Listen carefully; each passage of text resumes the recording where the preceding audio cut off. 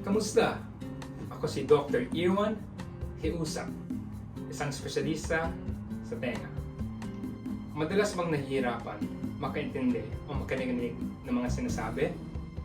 Madalas ba kayong magpaulit ng sabi ng inyong mga kasama? Mga kaibigan, mukhang may problema na kayo sa tenga ninyo. At isang sanhin nito ay ang chronic otitis media. Isipin mo na lang na pumunta ka sa isang party, pero lahat ng naririnig mo ay ingay ng kapaligiran lamang. Kailangan ng lakasan ng tunog sa buhay. Halika tuklasin natin ang chronic otitis media.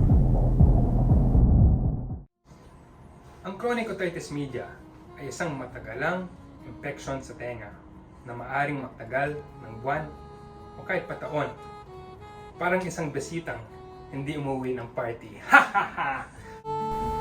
Ngayon, ano nga ba ang mga sanhi nito sa tenga? Karaniwang dulot ito ng masasamang mikrobyo, baka bakterya o virus na nagsusulputan sa inyong tenga. Parang hindi rin kasi sila makatiis sa magagandang party eh.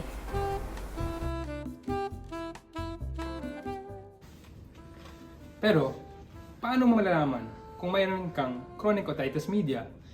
Maaaring kasama rito ang pananakit ng tenga, pagkawala ng pandinig, patuloy na pakiramdam na puno ang tenga, at kahit pamamaga at pagtulo ng luga mula sa tenga. Subalit, tandaan ang karaniwan, walang sakit. Parang magic show na may kapantay sa iyong tenga. Ngayon naman, pag-usapan natin ang mga komplikasyon at mga panganib.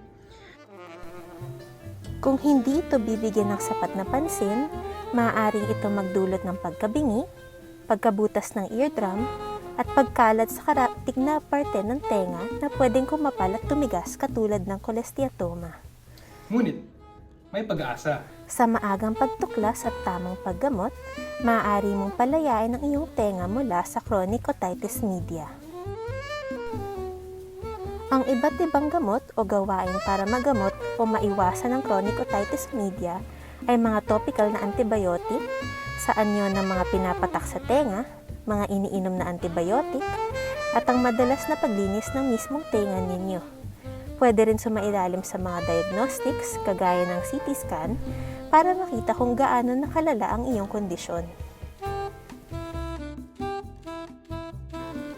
Kaya kung may suspetsang may chronic otitis media, huwag ka na maghintay at magpakonsulta na sa iyong doktor.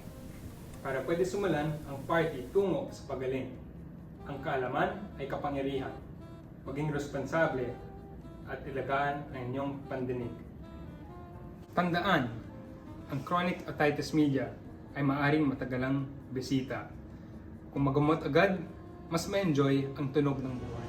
Manatili kayo para sa mga ibang tips at informasyon tungkol sa kalusugan. At kaya ng lagi, alagaan ng inyong mga tenga at patuloy na makinig sa tugtog ng buhay.